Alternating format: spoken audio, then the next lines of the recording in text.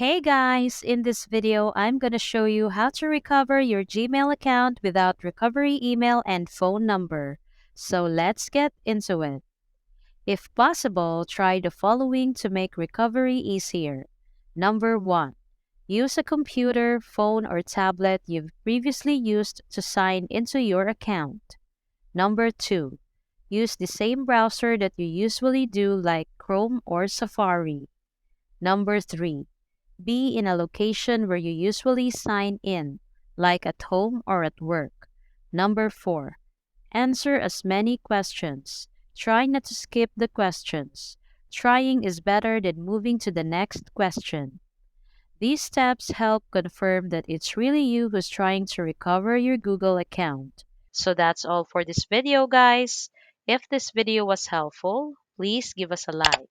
And don't forget to subscribe to our channel so you don't miss out our new uploads. Thanks for watching, and I will see you in the next one.